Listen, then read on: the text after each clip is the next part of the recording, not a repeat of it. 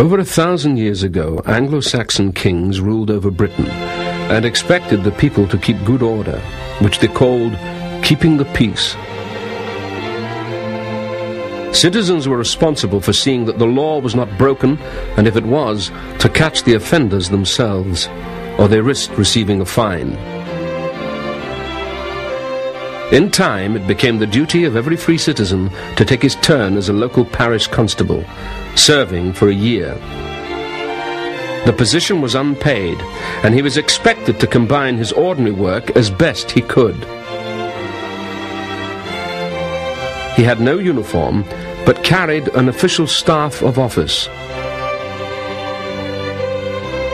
The duties were not popular and often unpleasant, with the constable having little chance to do his normal job properly. Over the years, the population increased, and communities grew larger, so that policing, even at a local level, required constant attention.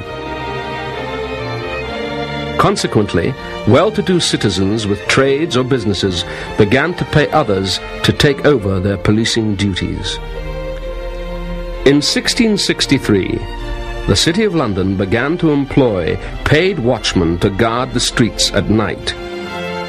These men came to be nicknamed Charlies, possibly after the sovereign of the time, Charles II.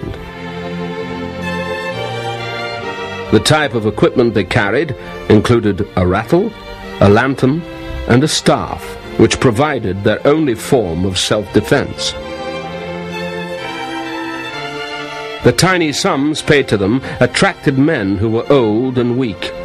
Nevertheless, they were probably the most effective night police anywhere in the country until the end of the 18th century. In 1748, Henry Fielding became Chief Magistrate for Westminster, with his office in Bow Street, near Covent Garden. He realized that London needed a more permanent and efficient force than local constables, and recruited 6 householders to serve as constables for more than the usual term of 1 year. They still had no uniform, but they were paid a salary for working full-time, and became known as the Bow Street Runners. Henry and his blind half-brother John, who later took over his work, began a lifetime campaign to police London properly. As the Industrial Revolution transformed England from a rural to an industrial country, thousands of people left the countryside to look for work. And towns like Birmingham and Manchester grew at a staggering rate. Enormous numbers could not find employment and lived in the most appalling slums, with no protection by a welfare system. It was an atmosphere that bred crime. One of the greatest areas for theft in London was the River Thames, with merchant ships laden with expensive cargoes constantly loading and unloading at warehouses in the docks.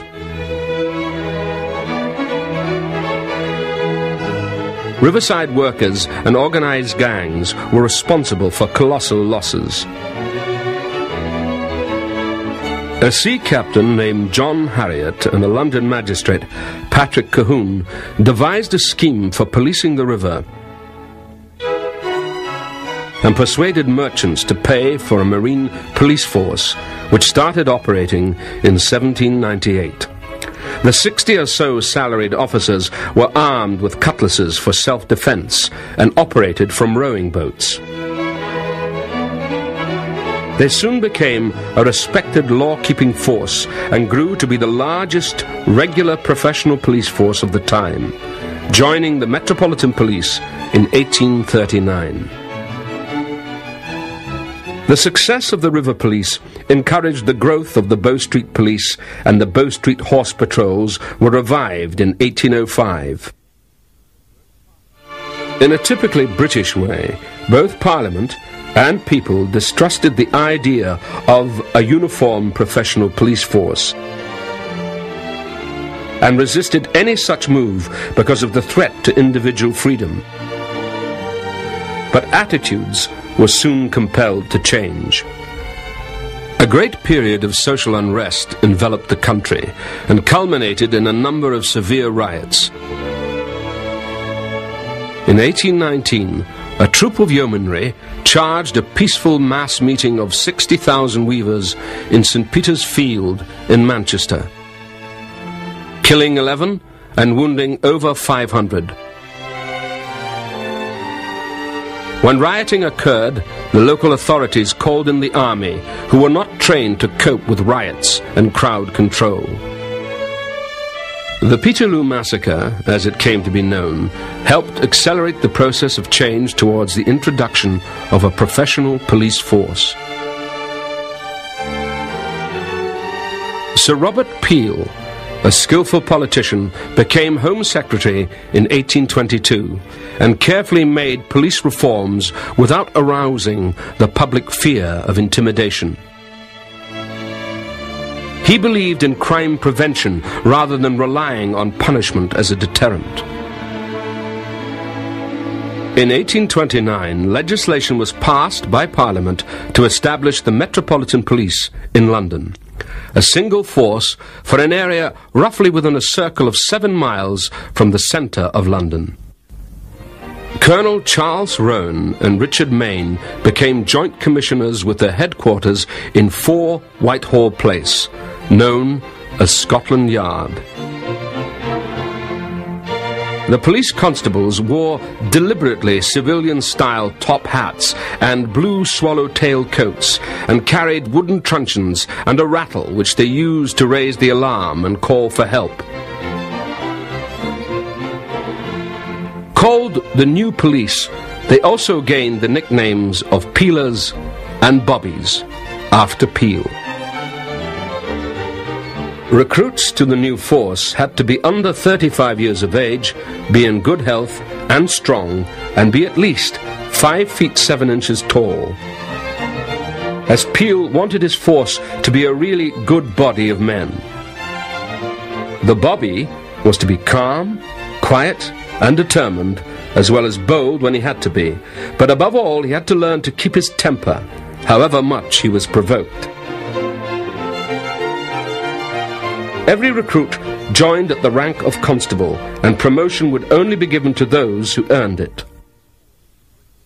From the beginning, the police force was a great success, but it took time for the public to accept the idea, and many brutal attacks were made against policemen.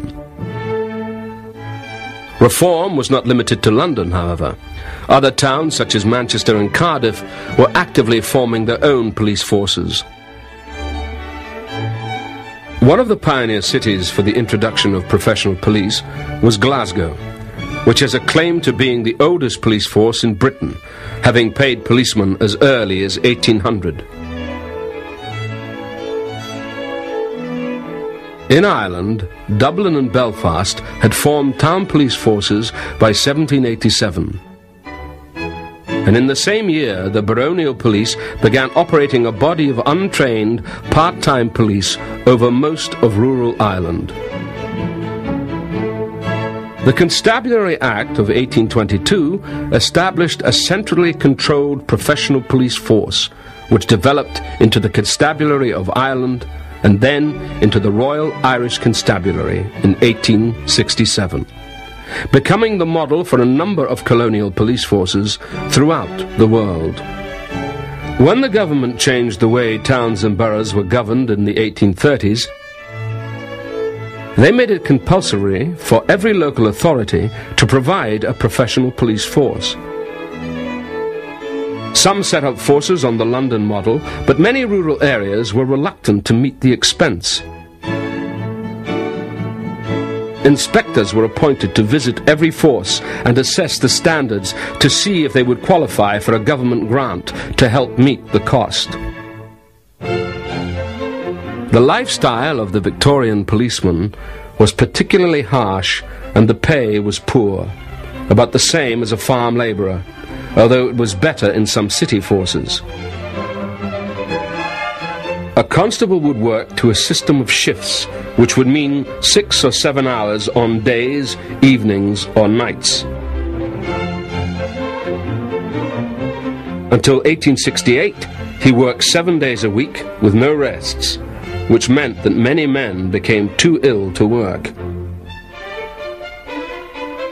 He walked his beat, patrolling the streets or lanes and meeting up with his beat sergeant at pre-arranged points, which was a kind of clocking-in system. The rural policeman was assigned to a village and a special house was provided for lodging. They tended to integrate better within the community and became trusted and popular. However, the low pay tended to attract unskilled and uneducated people, and the public image of the average police constable was of a worthy but rather thick Mr. Plod. A major problem of the time was drunkenness amongst the public and the police themselves. Many of the original peelers were dismissed within 10 years for being drunk on duty. As well as arresting drunks, the constable had to cope with all manner of public duties, including fighting fires, breaking up fights, petty felony, as well as serious crime. The new police tended to be essentially thief catchers, not detectives, and they were often hindered by their uniform, which had to be worn even when off duty, and contained some diverse regional variations.